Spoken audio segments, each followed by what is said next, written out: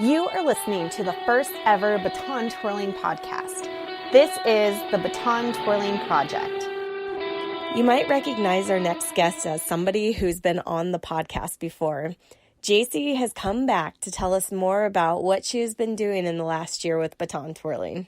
Welcome back to our podcast. Thank you again for coming on to the show. So tell us what you've been up to this last year. I know you just did another year twirling for high school, right? Yes. And then how many people did you twirl with? 5, counting me. Oh, okay. I'm trying to get all the names in my head. And you're the youngest one, right? 9 years old? The second to youngest one is Lori. She's in 9th grade. Oh, okay. She was in 8? Yeah, she was in 8th last year. Got a superior at and we got a superior at our band competition. Oh, that's so awesome. Yeah, I'm excited. And Did you guys have to do a lot of practice this year? Yeah, it was fun. Tell us about your practice schedule. So I just practiced today. I usually practice for like an hour or 2 hours. Normally, whenever I get home from school, I rest for about 30 minutes. And then I get up at like 4 o'clock. Wow. And I start going. Good. And do you still drive to your baton lessons? Well, now I changed my coach. Tell her she bets. Tell her she bets you know her coach. Yeah, I'll let you know my coach. Lainey Pogala. What? Oh, that's awesome. Yeah.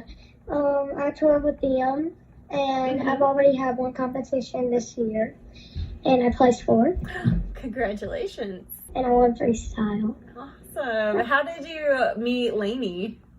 Lainey, so whenever I was still twirling with Miss Megan and them, they came and they helped us.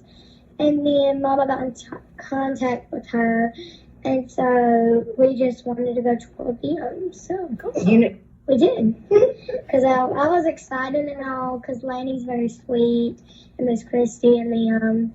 She's an amazing twirler. She twirls on featured twirler Tennessee. I saw. That's awesome. This was her first year at Tennessee, correct? Yes. I got to Tennessee. I went to Tennessee it was in November, yeah. And we went and we toured with them. And then we went to Tennessee again sometime in December, and we toured with them. And then we're going to go see them in next weekend. Okay. And how long is Tennessee from you? It's like 6 or 7 hours away. Wow. Oh my goodness. So I'm guessing you stay there for a couple days then? Yeah. That is so awesome. Do you do a lot of online lessons? Yes, we do. We Skype and FaceTime. Yeah. Cool. What do you like about doing it over the computer versus in person? I like that because anytime I get scared or anything, I can just run off camera and be like, I'm fine. And you don't have to be there with them, and they can see that. And it's just... Tell her you like the fact that it's more one-on-one where they can just concentrate on you. Yeah, instead of distractions and everything. Cool. How many hours do you practice a week? A week? Or a day, whichever one. About 3 or 4. At At least 15 hours a week.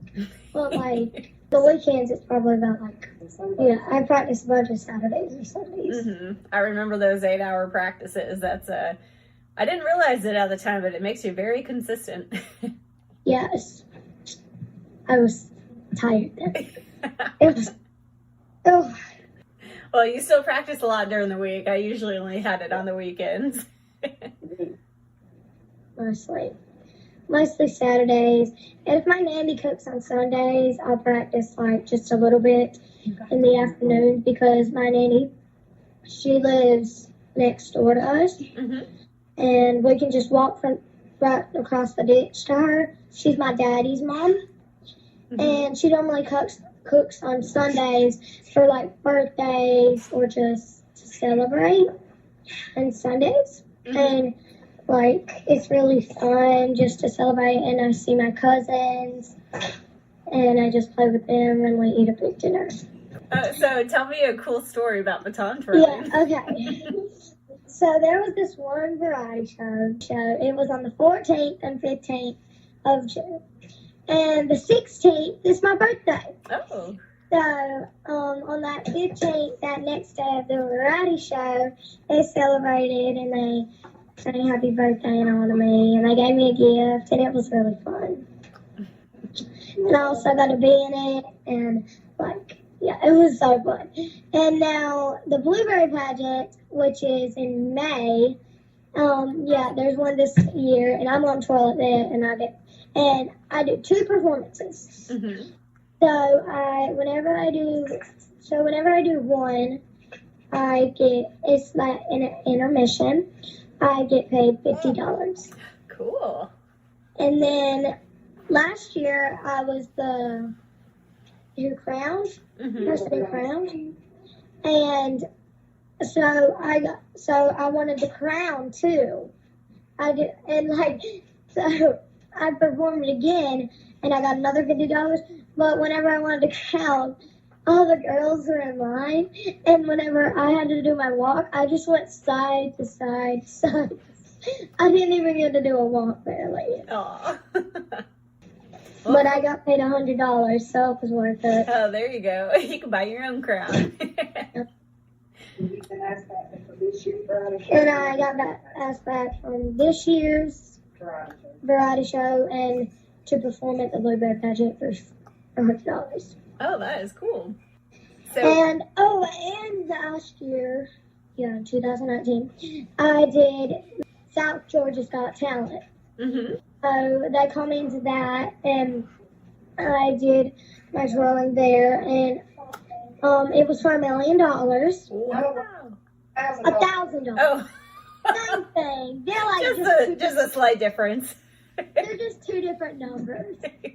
And so I got there, and so I did my Rewrite the Stars from the Greatest Showman. I did that song, and I twirled to it. But unfortunately, I did not win. Aw. Sadly, but there was this really good singer there who won. Good. Awesome. She could sing like that. She was doing, ooh, and I can't do it. Thanks for chatting with us. Thank you. I enjoyed it. Yeah, me too. Thank you again for listening to the Baton Twirling Project podcast. We hope you enjoyed today's episode. Don't forget to subscribe to be the first notified of future episodes so you can stay up to date with Baton Twirling news. Make sure to leave us a positive review on iTunes to help us reach more and more people about baton twirling. If you'd like more information about baton twirling in your local area, email us at batontwirlingpodcast@gmail.com. Again, thank you so much for listening and being here.